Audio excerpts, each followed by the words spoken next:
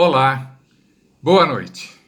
Hoje vamos refletir sobre o convite de Jesus, que consta do Evangelho de Mateus, capítulo 11, versículos de 28 a 30, e que diz: Vinde a mim, todos os que estáis cansados e oprimidos, e eu vos aliviarei. Tomai sobre vós o meu jugo e aprendei de mim, que sou manso e humilde de coração, e encontrareis descanso para as vossas almas. Porque o meu jugo é suave e o meu fardo é leve. Quando Jesus iniciou seu trabalho de pregação do Evangelho, o Império Romano dominava a região da Judéia e oprimia a população de diversas maneiras.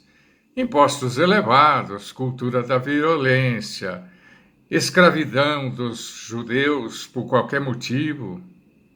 Os romanos, auxiliados por um exército bem formado, aterrorizavam a população. Sua principal ferramenta de punição dos rebeldes era a crucificação. Dessa forma, no tempo de Jesus, a brutalidade fazia parte da vida cotidiana. Esse era o ambiente em que nasceu, viveu e morreu Jesus de Nazaré, fazendo-se participante das esperanças e dos sofrimentos do seu povo.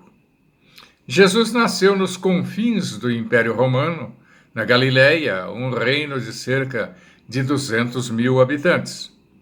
A Galileia não era árida e rochosa como outras terras da região. Ali havia muita chuva e se produziam cereais, azeite de oliva, vinho e frutas. A maior parte das pessoas tirava o sustento da agricultura. As famílias costumavam viver em povoados e cultivar um pedaço de terra nas redondezas. Nessa época, a sociedade da Galileia era formada por 3 classes.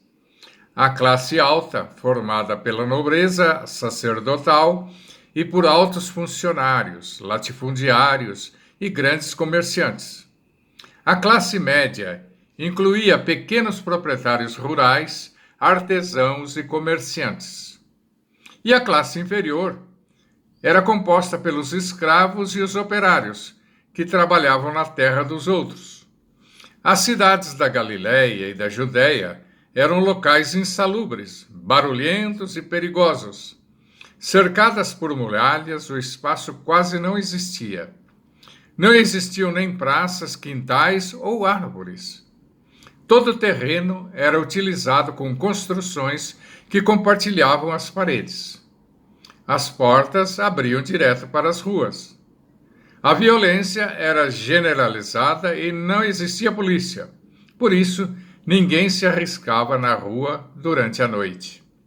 A imundície estava em toda parte, porque lixo e dejetos eram despejados na rua. Em alguns lugares existiam latrinas públicas, mas não eram usadas devido às suas condições extremamente repugnantes. Esse era o ambiente em que Jesus efetuou suas pregações. Um lugar imundo, inseguro, perigoso. Além disso, os conhecimentos científico e religioso eram extremamente reduzidos. O futuro era incerto, visto que, sem qualquer motivo justo, as famílias e as pessoas podiam ser roubadas e expoliadas de seus bens e tornados escravos, sem qualquer perspectiva de justiça. O medo, a inconformação, a incerteza do futuro eram os sentimentos que dominavam o dia a dia da maioria das pessoas. As palavras de Jesus, através do Sermão da Montanha, davam a esse povo sofrido uma nova esperança, um motivo justo para continuarem suas vidas.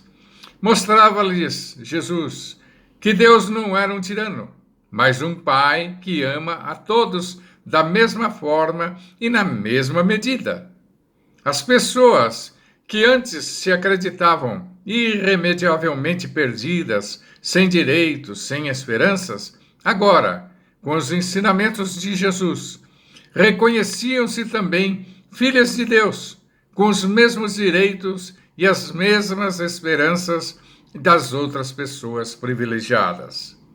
Assim, com o novo alento, as multidões passaram a seguir Jesus, a ouvi-lo e a aprender com ele as lições renovadoras do Evangelho. Muitos se renovaram com isso e modificaram suas vidas e seus destinos para melhor. Outros, revoltados, rebeldes e descrentes, continuaram os seus calvários para retornar ao aprendizado e à renovação, sabe Deus quando. Nos dias atuais, a situação é a mesma.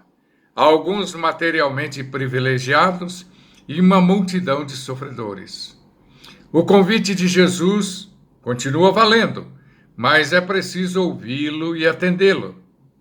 No Evangelho de Mateus, capítulo 28, versículo 20, Jesus prometeu: Eis que eu estou convosco todos os dias, até a consumação dos séculos. Jesus, portanto, está sempre conosco, esperando que também nós estejamos com ele. Emmanuel, no capítulo 130 do livro Pão Nosso, comenta o assunto e esclarece que o convite de Jesus à multidão dos aflitos e desalentados tinha o objetivo de lhes proporcionar o devido alívio. O amoroso apelo do Cristo tem vibrado em todo o mundo através do cristianismo. Apesar do convite excelso de Jesus, o número dos desesperados e oprimidos continua enorme e crescendo. Emmanuel explica que o Mestre, no vinde a mim, espera naturalmente que as almas inquietas e tristes o procurem para a aquisição do ensinamento divino. Mas nem todos os aflitos pretendem renunciar ao objeto de suas desesperações, e nem todos os tristes querem fugir à sombra para o encontro com a luz. A maioria dos desalentados chega a tentar a satisfação de caprichos criminosos com a proteção de Jesus, emitindo rogativas estranhas. Entretanto, quando os sofredores se dirigirem sinceramente ao Cristo, hão de ouvi-lo no silêncio do santuário interior, concitando-lhes o espírito a desprezar as disputas reprováveis do campo inferior.